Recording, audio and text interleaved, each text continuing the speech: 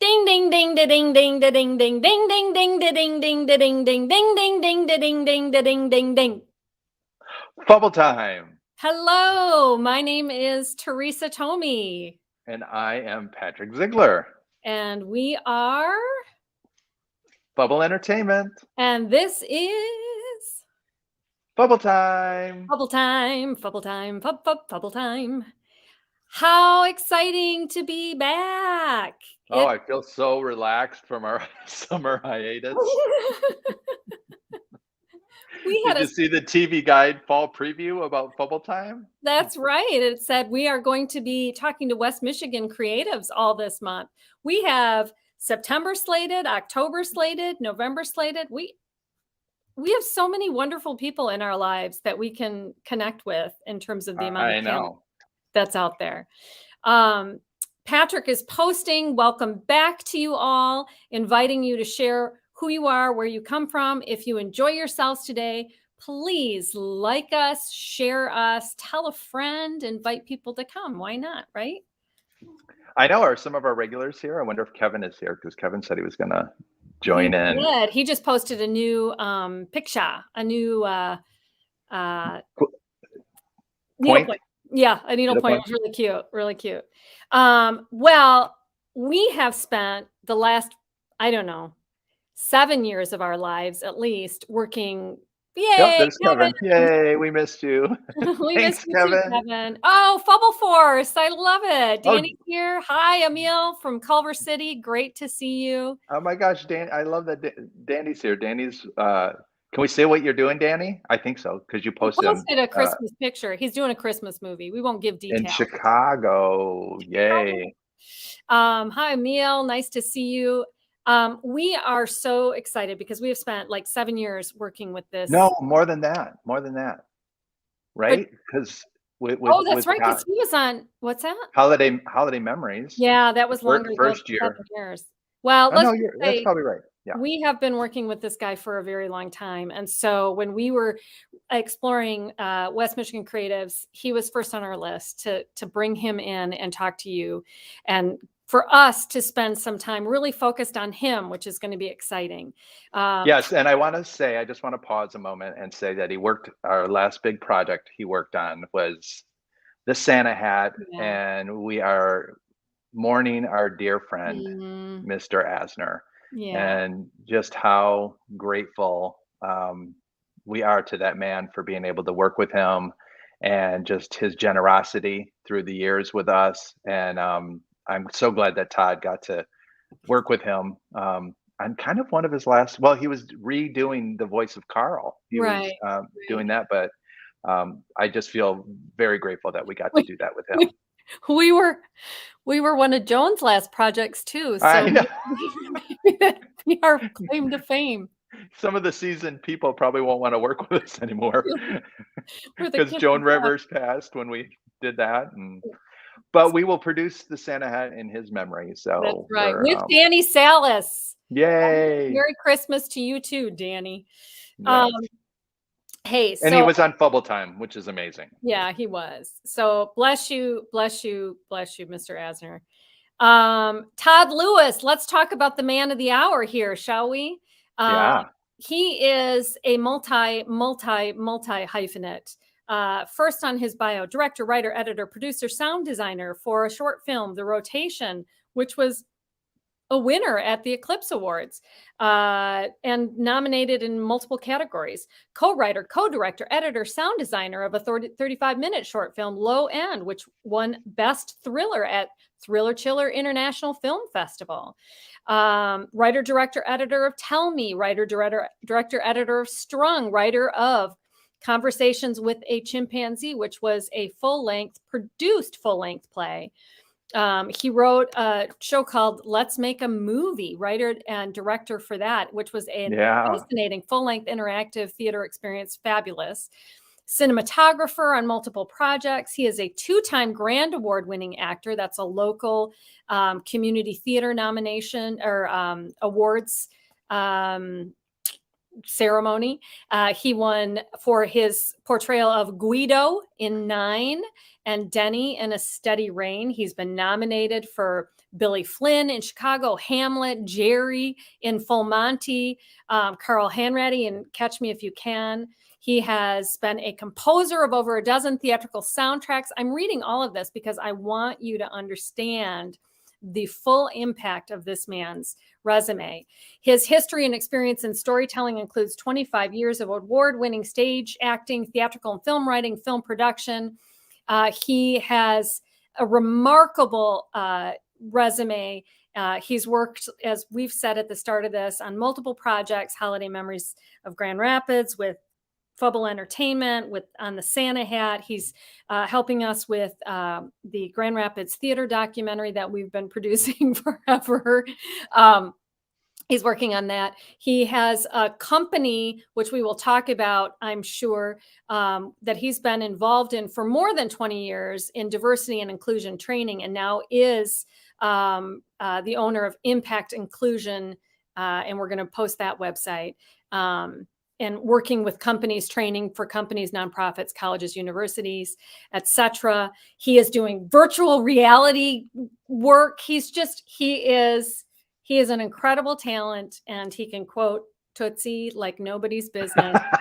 So please join us in welcoming Todd Lewis. Was that my laughter or your laughter?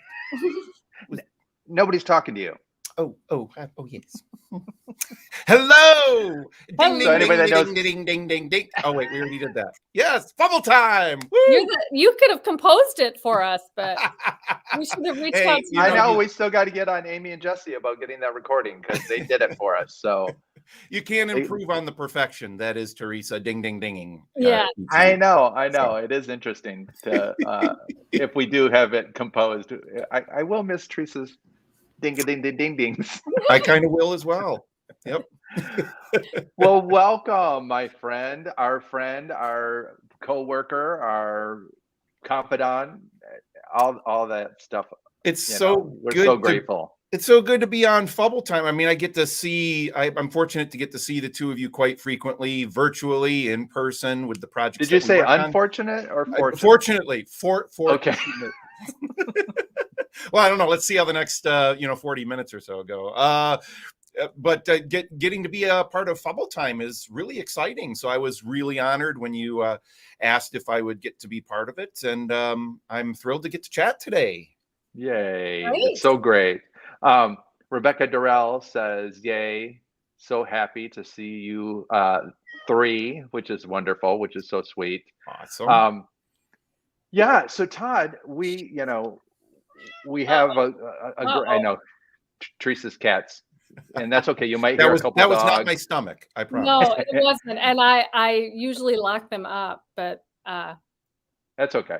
We might also hear a couple dogs. Loud, I might run out, and we have high production value here, Todd. So. Hey, a cat always makes it better. So Yeah. there you Nice. go. So we start out, if you've ever watched Fubble Time, we start out with most everyone with this question. And when did you realize you were creative and gotten bit by the, in your case, theater bug, but also movie bug and TV bug and all of the above bug, if you will? When do you remember being your first endeavor into it, or that you wanted to do creative work? Now I feel like I need bug spray, but so well, it's interesting you say that because I feel like I was bitten by the bug a while back.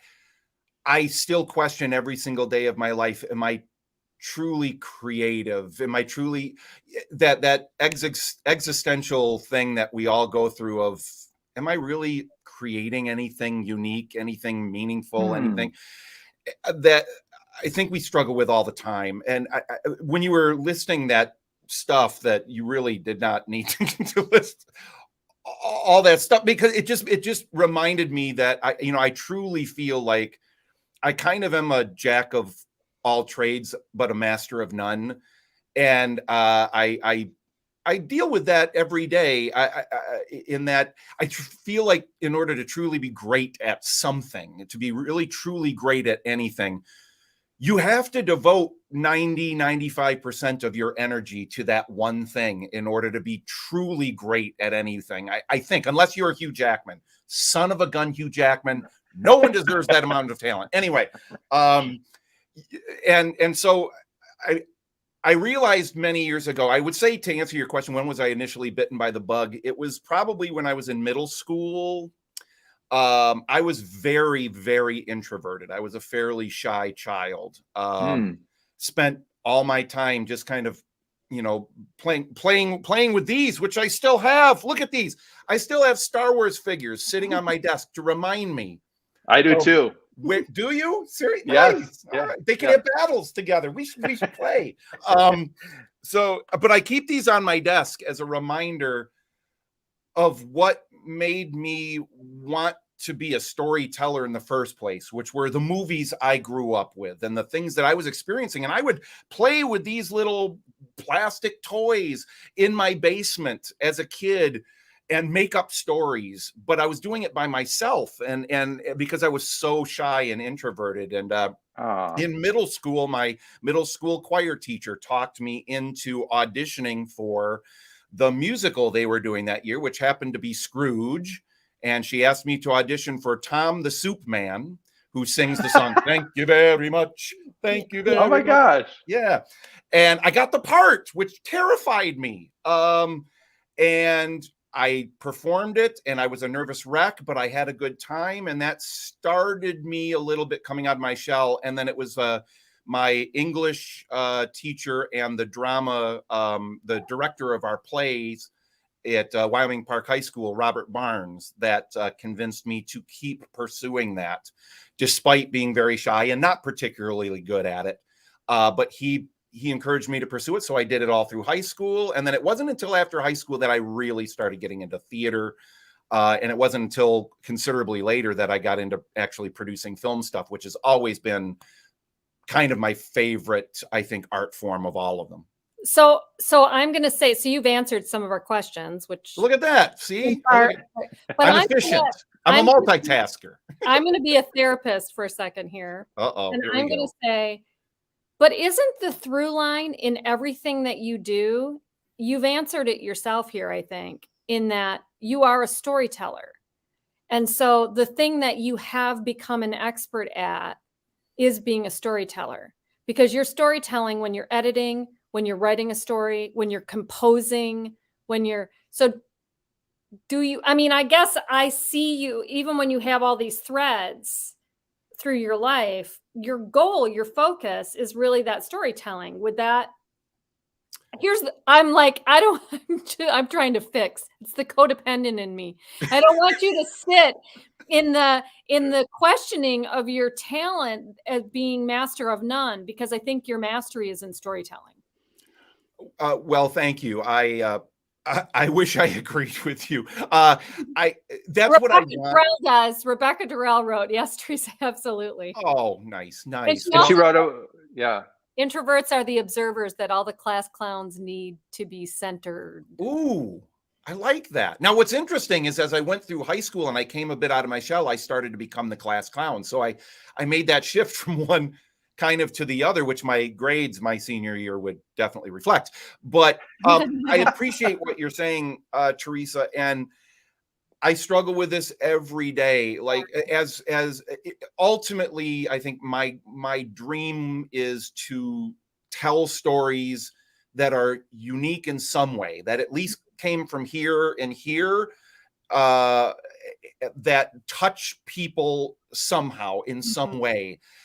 And I think I struggle sometimes because I'm not sure the degree to which they always touch me the way I want them to. Sometimes they do, sometimes they don't. And so, yeah, I appreciate you saying the word expert, which I definitely would not say. I'm a long way from expert in storytelling, but I think that's why I love filmmaking so much, is it's literally the one art form that combines every single thing I'm interested in my life to some degree. Yeah.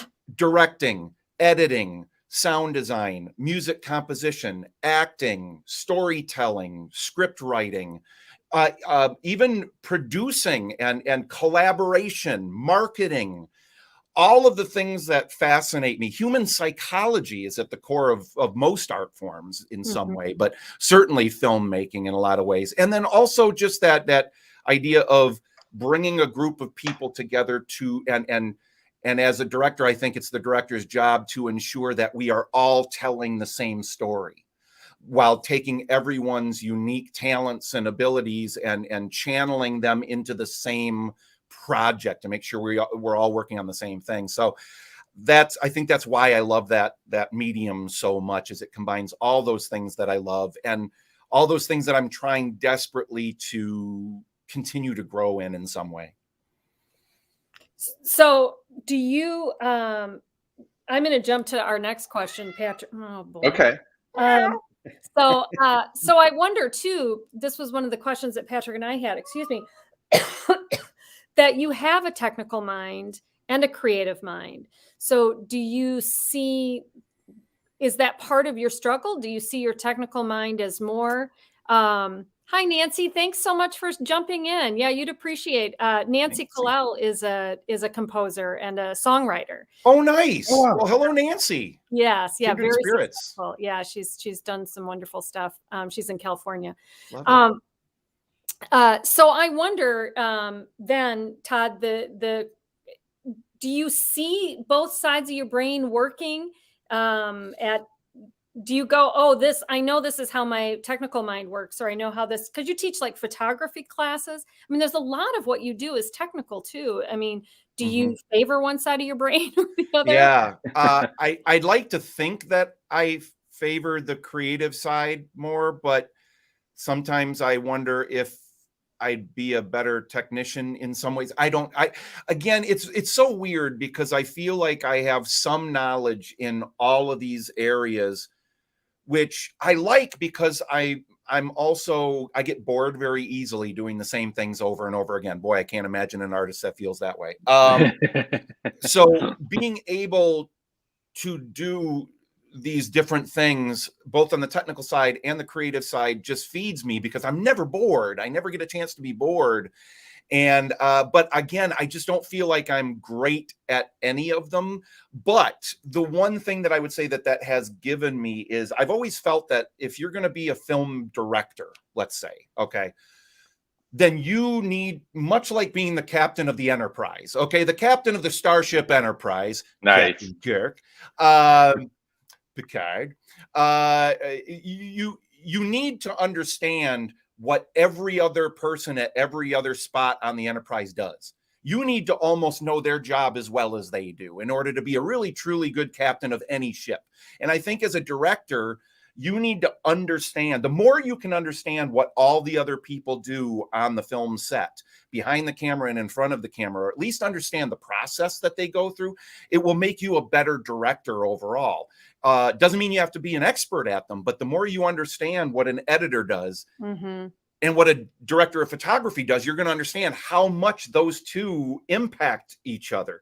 The more you understand what goes through an actor's mind to find a character and to connect with that character on an emotional level or on a comedic level, the more you're going to be able to help bring that out of them as a director. So I think that maybe is the one thing that I take pride in the most, is I have a cursory knowledge of a lot of things so that I can at least understand what the people I'm working with are going through and try to make the process as enjoyable, creative, and ultimately productive as possible.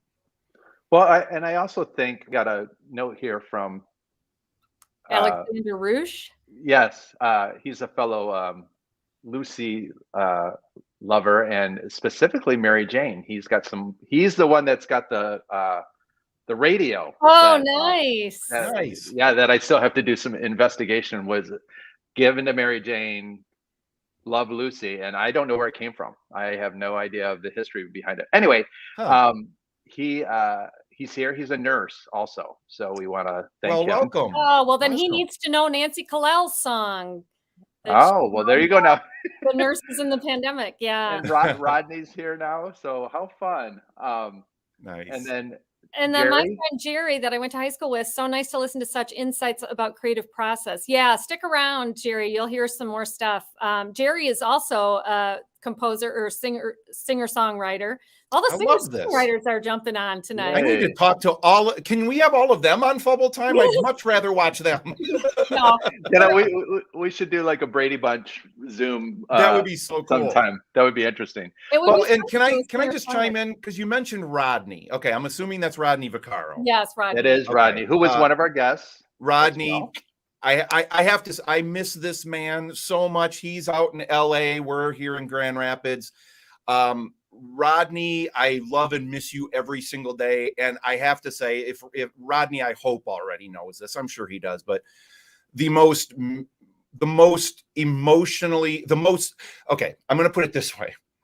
Both ultimately the best and worst experience I've ever had doing theater was doing 9 at Circle Theater, which Rodney directed. Now, that may sound horrible, but it was truly the best and worst experience I've ever had. And by worst, I mean the most challenging experience that I've ever had, which is what made it the best experience I think I've ever had doing theater. And I've been fortunate to working in theater here quite a bit over the years. And Rodney, I just want to thank you so much for giving me the opportunity after a terrible audition, worst callback audition I have ever given. It was embarrassing, and Rodney took a chance, and I just can't thank him enough, because getting to do that show really changed me in a lot of ways, both in the way I looked at art, the way I looked at theater, and most importantly, the way I looked at myself through the character that I was playing. So thank you for that, Rodney. And if we had about 2 hours, I could go into all the details of why that was such an incredible and difficult experience. That's so fascinating, because I wouldn't say I don't have any worse about it. But one of the most challenging and best theatrical experiences I ever had is being in the chorus of Sweeney Todd that he directed. Oh, sure. And that was amazing. What is he saying here? He says, the pleasure was mine, truly. I feel like I need to come up with a terrible story about Rodney. My worst Rodney experience. No. And again, I want to clarify. I shouldn't say worse. I shouldn't say worse. There was a point. Okay, I got to say this. I hope I'm not going off on a tangent too much here, but I have to say, not a lot of people know this. I think Rodney knows this. I think I told Rodney this after we opened. And boy, if I didn't, Rodney, I apologize. But there was a point in the middle of rehearsing 9, at about almost the exact halfway point in rehearsing 9, that I was ready to quit the show. Not for the fault of anyone in the cast. In fact, it was because of everyone in the cast. It was because of Rodney. It was because of the talent I was surrounded by. I was struggling so hard to find the character of Guido in that show during the rehearsal process. And Rodney knew this. And that's what makes, I think, Rodney such a fantastic and brilliant director, is he knew I had to struggle through finding Guido, because that's part of who Guido is. I believe that's part of why that was happening. And I was having so much trouble finding that character. And at about the halfway point, I was like, I talked to the person I was dating at the time, and I said, I think I have to quit the show. And she said, why? And I said, I don't want to be the thing that brings this show down. I mean, there were Lynn Brown Tepper in this show, and Cece Gramer, and I mean, just Stephanie Pike, just this incredible cast of women, and then me. And I felt like I was bringing the show down, because I could not for the life of me figure out who this Guido character was, not one bit. And Rodney just kept saying to me, because I would tell him, Rodney, I don't know what, I can't find this. And he would just say, you'll find him. You'll find him. And I was like, I don't know. And about the halfway point, I was about ready to leave the show so that they had time to replace me with somebody that could pull this off. And I went into the rehearsal that night, and we were doing the last number of the show, which is Guido saying goodbye, in a way, to all of these women who have been in his life, and saying, in an essence, you lost my video. I'm sorry. I'm going to try and bring it back. I'm going to bring it back. See, this is my technical wizardry here. Let's see if this works. Oh, look at that. I'm back. Okay, hold on. I'm going to push this. See, after you said all those wonderful things about my technical prowess. Look at multi-talented. Yeah, you But can what's edit that out number? of this Is there a live number up there broadcast, now? right? We have a 10-second delay, so you can edit that mistake out. Yeah, sure. Okay, perfect. Okay, so I'm going to pick up from here. 3, 2, 1. So, anyway, to make a long story short, we were rehearsing the end of the show where I say goodbye to all these characters, and in a way, say goodbye to the character, to my younger self. And I ended up sobbing as we were going through that last number, and we got done, and everybody was kind of tearing up because of the energy we had all shared together. And I came up to Rodney afterward, and literally that night I was going to go to him after the rehearsal and say, I think you should recast me. And he put his arm around me and he said, you found him. And that was it. That was it.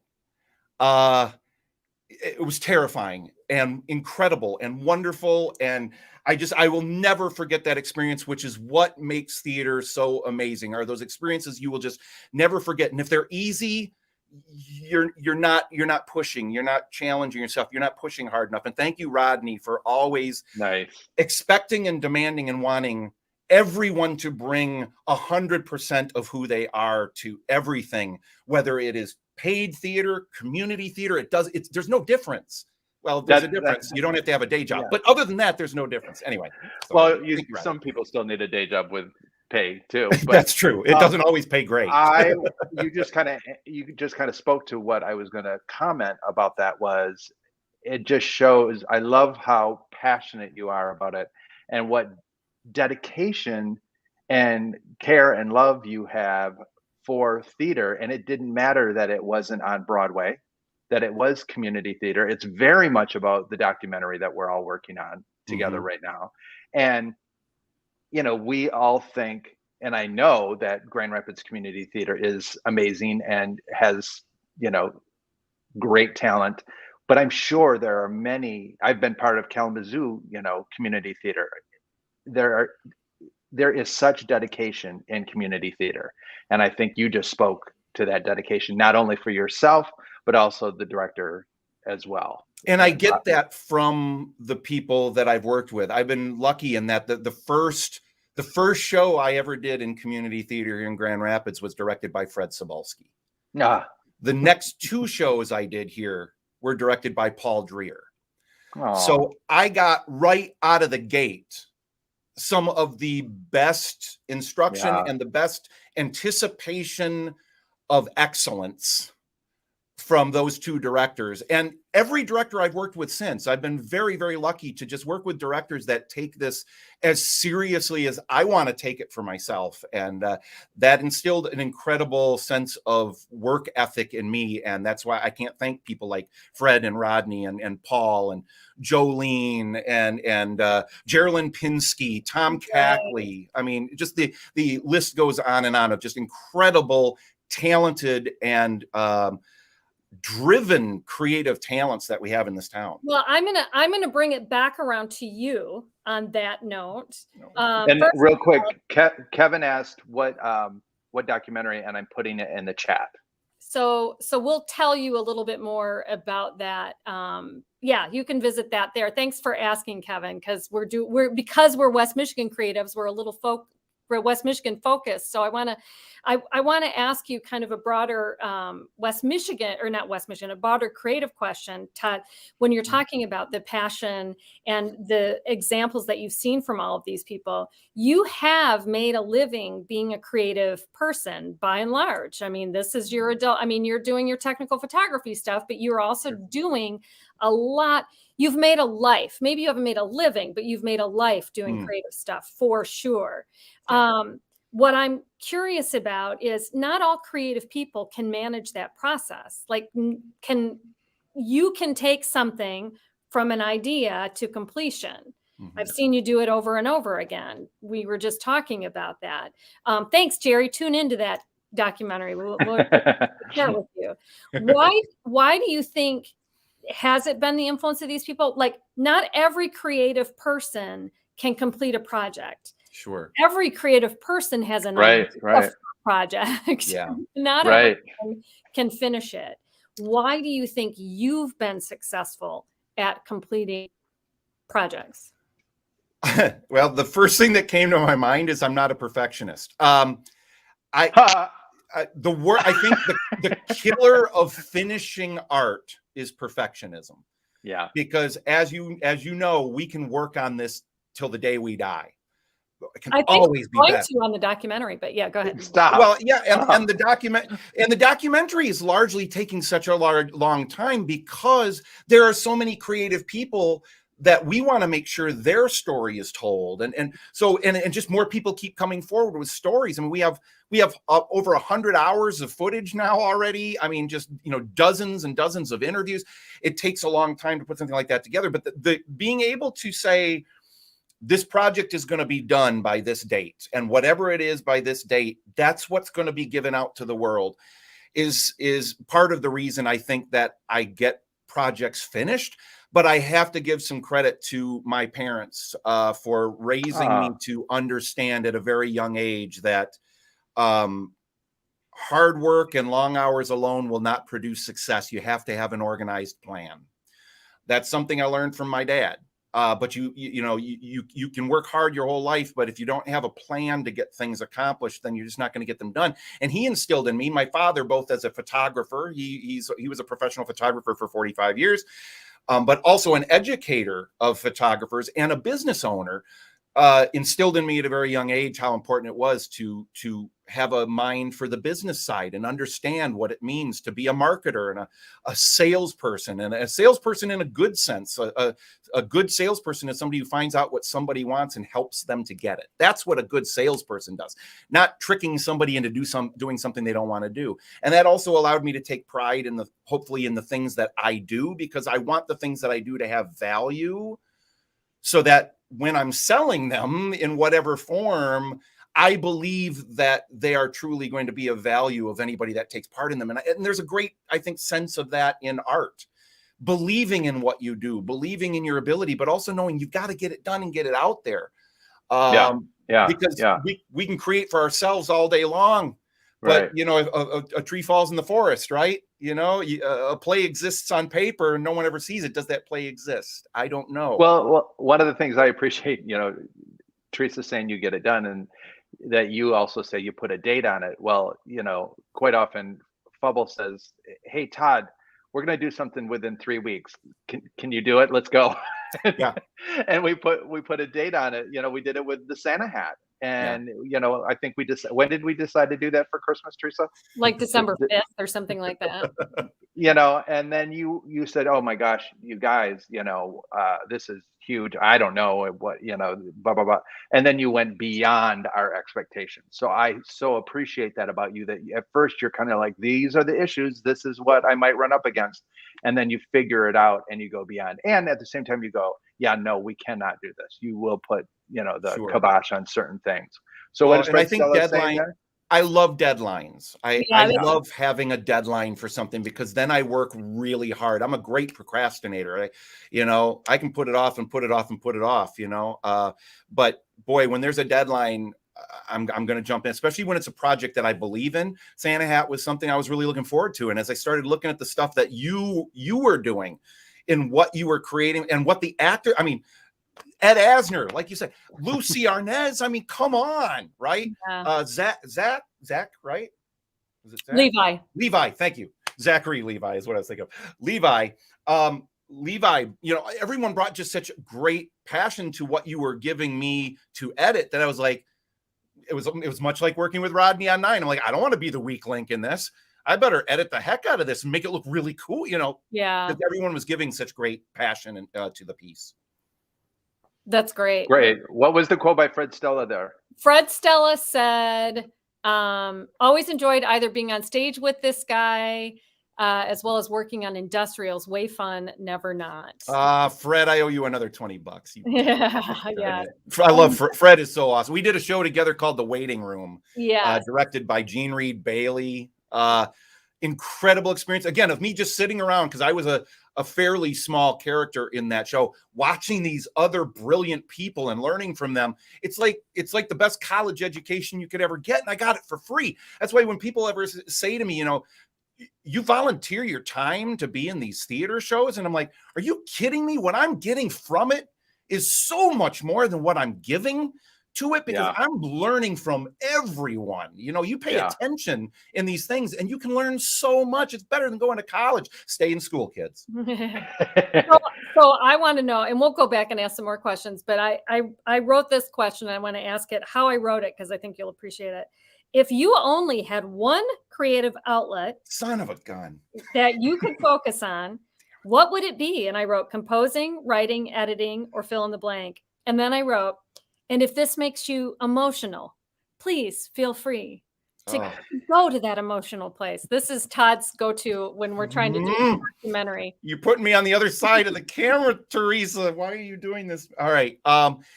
That has been my existential crisis my entire life. I started out, I've always been interested in film. For most people my age, I was 8 years old when I saw Star Wars for the first time. It's a cliche, but when I saw Star Wars for the first time at 8 years old, I was at the right age to make that realization that people make these things. Like, they don't just magically appear in front of me on this big screen. Like, somebody wrote this? Wait, somebody composed that music? That's when I became aware of John Williams. Oh my gosh, transformed my life. And I realized that people made these things, and I just devoured everything I could get my hands on of how these movies were made and all that stuff. It was really a major thing. But I was at a point when I was going to go to college, and I was going to try to get into either USC Film School, one coast, or Berklee College of Music in Boston, other coast. And I went and applied to both of them. And while not getting accepted immediately, there were some initial courses I could take to give me a couple of prerequisites I would have needed to potentially get into either one of them. Costly, but I would have been able to potentially go to either one of them. And I was struggling with, what do I want to do? Do I want to go for music composition? Do I want to go for filmmaking? And then I was really getting bitten by this bug of acting, going to Grand Valley for a few years and doing some shows out there with Roger Ellis, and then later working with Karen Libman on music stuff. And I couldn't choose. I couldn't decide. So that was when I decided, I would rather do both of these things and not necessarily be great at either of them, but get to do both of them. And Grand Rapids all of a sudden seemed like a really great place to be, because not only could I do acting and learn more about that, but there was a burgeoning film community. I won't say industry, but film community happening here. And there were music. And then I started getting into composing music for theater shows from the connections that I had in the theater community, which made me feel like a film composer. I felt like a little Johnny Williams. And I was just, I realized that if I take off the table needing to make a living doing these things, but I can do them just for the love, Grand Rapids is the place for me to be, because I can do all of them here. And so that was when I made that tough decision. I do wonder, hey, what would Todd the composer have been if I had devoted all that energy and went to college, Berklee College of Music? What if I had gone to USC Film School, pretty great film school, but I don't know. Maybe I would be a lesser artist because I wouldn't have gotten to do these other things that, again, feed my soul in a way and help me to understand all the things that go into making these things. So if I had to choose one, I'd be a Steven Spielberg.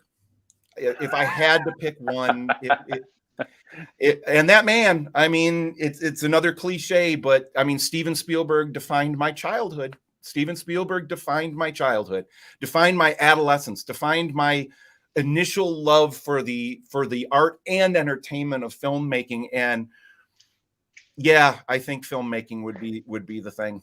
But I don't want to have to take a job because I need the paycheck, and I know none of us want to do that, but I'd almost rather work some other things that maybe I don't love quite as much, but have the freedom to get to pick and choose the film things that I work on. So I don't know if that answers the question.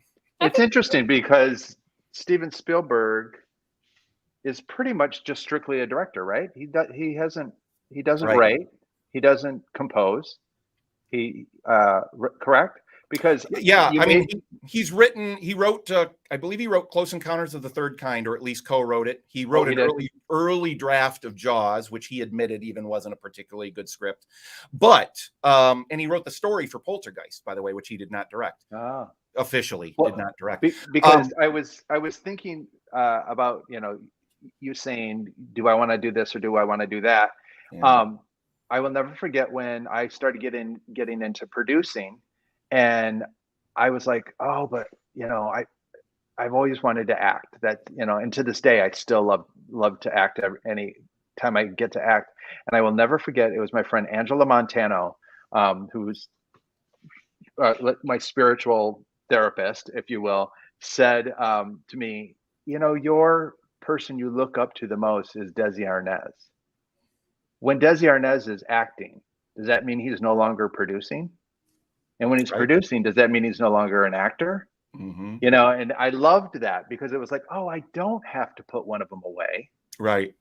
My focus is here right now. But I mean, it was even like in the Santa Hat that I got to act. So I appreciate you saying that. And I appreciate you saying there was so much you were able to do in Grand Rapids, because I do believe Grand Rapids does have that to offer in a wonderful and amazing way. And we might really be prejudiced. But well, no, I mean, that's a good message for everybody, because I think that you can, one of the things that we've talked a lot about is the art, and Gary Theo Schultz he's a friend of mine from the 3 stars. He's shooting some stars up there. Nice. For our conversation. Thank you, Gary. We have learned to make what is not present in our lives. We have created, because it's, so I mean, I think telling people, no, you don't have to go to one coast or the other to have a rich, fulfilling life, creative life, is a good message to give to people. And there was a 1 second. There was a good piece on CBS Sunday Morning, which I love. And there's a great piece on John Williams that you need to watch, Todd. But they just did a piece with Jeff Daniels. And he bought his place in Chelsea because he never thought he was going to be a longevity of an actor. So it was like, I could always go back there. I would always have that.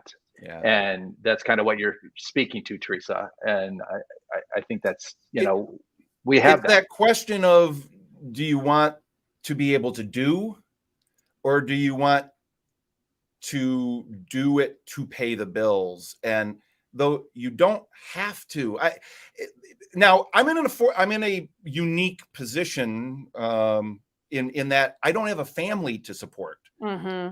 Right. I've got some flexibility. Now, that was partially by choice. I always knew that these things were really important to me, and having children, having a family was not something that was a priority for me. And I was very clear with myself and with other people that wasn't something that was a burning desire.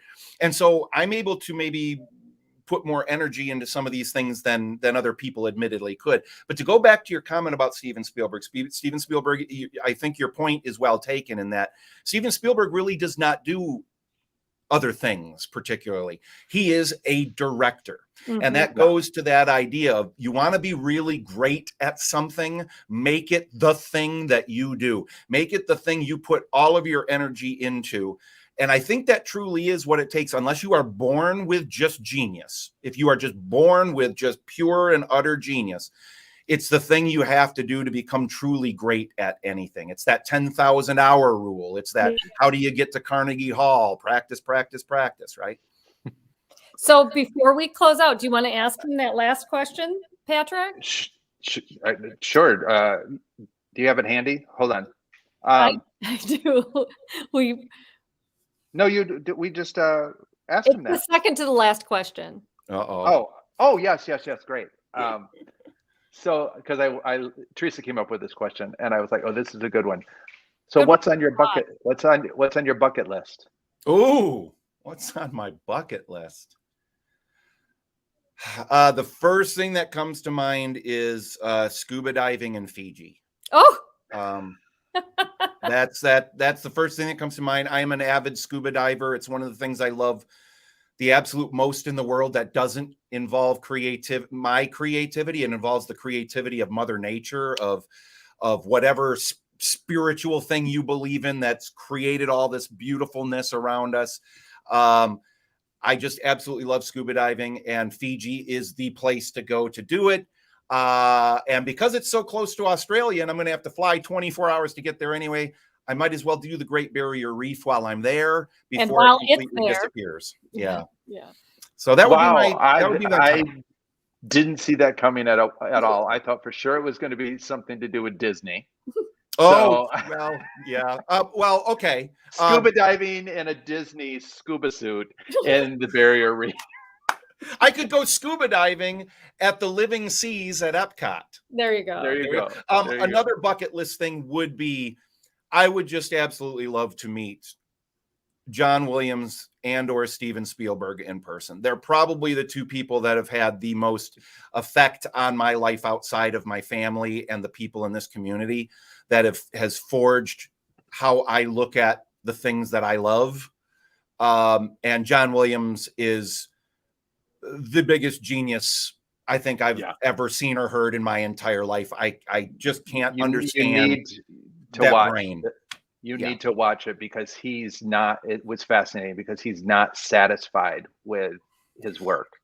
And it's a really great piece. See, John, what you're doing is you're making it impossible for the rest of us to live with ourselves. Because if you're questioning whether you've done enough, E.T., Superman, Star Wars, Raiders of the Lost Ark, Schindler's List, Jurassic Park, Jaws. I mean, come on.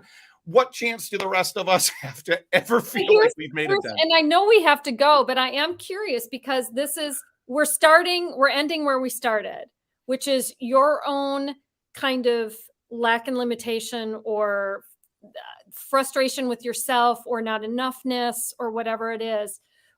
I'm asking you to step outside of your personal self because I know you're also a deep thinker. I know that from the way you write and the things that you write and the themes that you challenge yourself to tackle.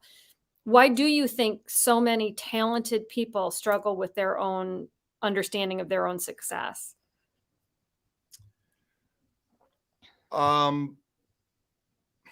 Frankly, just because I think it's an extension of the grass is always greener on the other side. Something somebody else has created will always be better. I'm always sizing myself up against the people I've grown up admiring, the Walt Disneys, the Steven Spielbergs, the John Williams, those are big shoes. I know. I was saying, you need to size yourself up against Charles Humdinger over there. Well, or it's good because we both do it too, Teresa.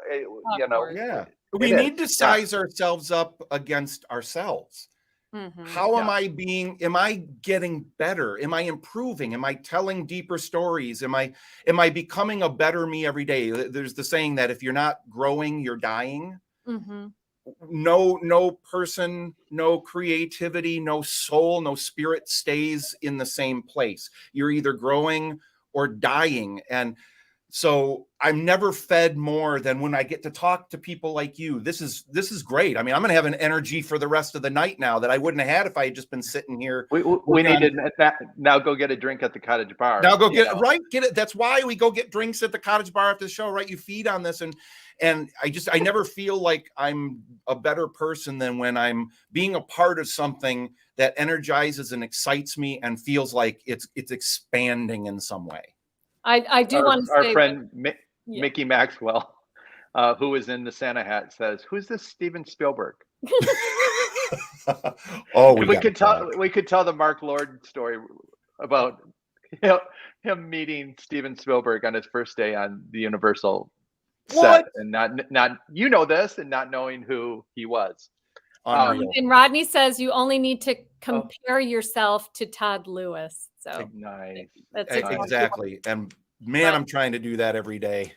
Well, you are a genuinely good human being, Todd, and I think that shows. Oh, and we didn't put up his website for your diversity. We didn't even talk about impact-inclusion.com if you want to learn more. Jerry Rash, if you're still with us, I think you'll really appreciate the work that he's doing. You can follow Todd there. Follow Todd at Todd Lewis GR. That's his Facebook page. You can find him there. Please friend me. I want to be friends with all of you because you all sound pretty awesome. I want to talk to all of you. It's a good group of people that follow us and chime in, which we're very grateful for. Very grateful. Todd, it has been an absolute pleasure. We told you when we started this, we would probably go about a half hour. It's almost 8 o'clock. Oh my God. What the heck? I thought we had only gone a half hour. Yeah, it's crazy. This is why takes us a while to get warmed up when we're doing the documentary work. So right. Well, thank you. Thank you for having me. It was a pleasure, an honor, and it was great. I loved it. That's great. Thanks, Todd. Thank you, everybody, for being with us tonight. Next week, thank you, Nancy. I'm so glad you joined us. We've got to get you on here. We've got to get Jerry Rash on here. Thanks, Jerry, so much. These are your LA connections that I don't know, right? Nancy knows Fred. I met Nancy she's from Detroit originally, but she's a singer-songwriter. She performs in Azusa. And all over. We definitely have to get her on the show. It would be great. She'd be great for a singer-songwriter series. So would Jerry, who's also a performer, musical performer. But it's great to have you guys. If you enjoyed what you saw here, please like, share, or tell your friends about us. We interview creatives from all over the globe, all over the U.S. We do. Or the U.S., right? Yeah, I don't think we've gotten all over the globe yet. But creatives in all sizes, forms, and creative expression. Yeah. So, which is very fun. I'm putting up our follow us at Fubble Entertainment on Instagram and on Facebook. And next week we have, correct, Edie Evans Hyde. Is that correct? Is right. Next week? Yeah. Edie Evans Hyde. She is a Jerry and Nancy, if you can join us next week. All right. She's a singer. She's a jazz vocalist. She runs Ebony Road Players, which is a Black theater company here in town. She founded it, and she has performed all over the globe, and we're excited. With Connie Stevens. And she's performed at our weddings and funerals of loved ones and in our shows. She's been in Holiday Memory, she's been in Backstage Drama, and she's been in Come On Over. Yeah. So we are looking forward to that. Alice in Paris later this month, and John Harper Philbin coming to round out this month of West Michigan creatives who are doing amazing work. Thank you so much for being with us. Really, thank you, everybody. So as we always say, gotta go. Have a great night.